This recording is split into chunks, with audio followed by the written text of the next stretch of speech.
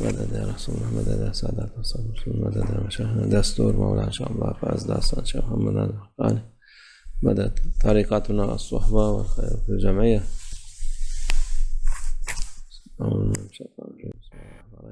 اعوذ باللہ من الشیطان الرجیم بسم اللہ الرحمن الرحیم هل تجزون الا ما کنتم تعملون. آپ نے جو بھی کیا ہے اس کا حساب دینا ہوگا اور آپ اس کی سزا بھگتیں گے جو بھی آپ نے کیا ہے. آج کل دنیا کے حالات عجیب ہیں. شکایت اور پریشانی غم کے ساتھ زیادہ ہے اس دنیا میں. آدم علیہ السلام ہمارے بزرگ، یہ کہا جاتا ہے کہ وہ 40 سال تک روئے تھے اور صرف 1 سال ہنسے، لیکن اس 1 سال نے ان کو وہ 40 سال بھلا دیے.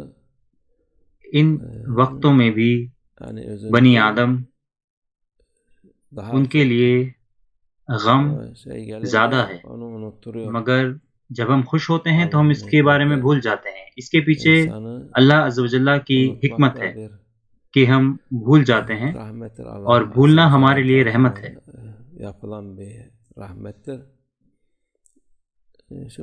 آج کل کے وقت میں بھی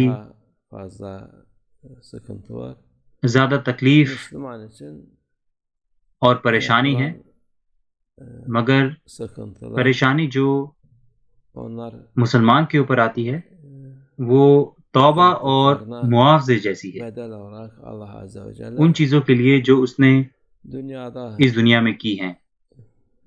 اور اللہ عز و جل مسلمانوں کو تکلیف دیتا ہے جس سے کہ وہ آخرت کے لیے نہ بچیں، تو وہ اس کے لیے توبہ بن جاتی ہے اس دنیا میں سزا کے طور پر، جس سے کہ وہ آخرت کے لیے نہ بچے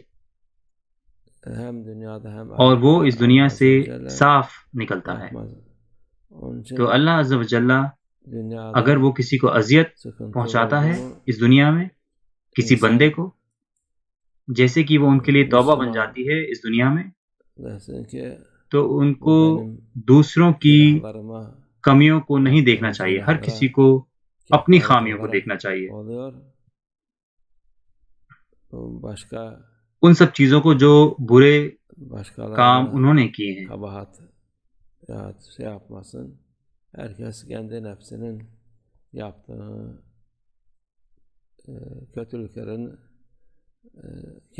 اور اگر وہ اس کو ایسے سمجھتے ہیں اور اس کو توبہ کی طرح سمجھتے ہیں تو وہ آرام سے رہیں گے اور وہ حق کو قبول کریں گے، بالکل ویسے ہی جیسے رسول اللہ صلی اللہ علیہ وسلم کہتے ہیں کہ اگر ایک کانٹا بھی چبھ جائے ایک مسلمان کو تو وہ اس کے لیے اللہ کی نظروں میں یہ مسلمان کے لیے اجر ہے،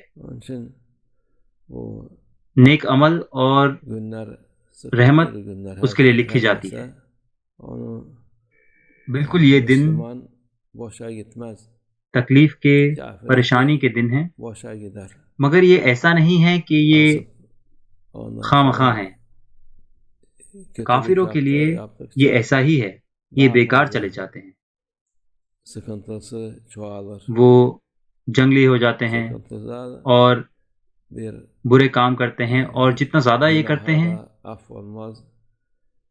اتنی ان کی تکلیف پڑتی ہے، اور اس غم سے ان کے گناہ بھی معاف نہیں ہوتے اور وہ آخرت کے لیے کچھ بھی نہیں مٹوا پاتے کیونکہ وہ اللہ کی مخالفت کرتے ہیں. تو جب وہ گناہوں کے ساتھ گھومتے ہیں تو وہ گناہ ان کو دبا دیتے ہیں اور ان کو ختم کر دیتے ہیں. تو اللہ کے ساتھ ہونا عقل والے لوگوں کے لیے ہے، ہوشیار لوگوں کے لیے ہے، سب سے خوبصورت، اس سے بہتر کچھ بھی نہیں ان کے لیے.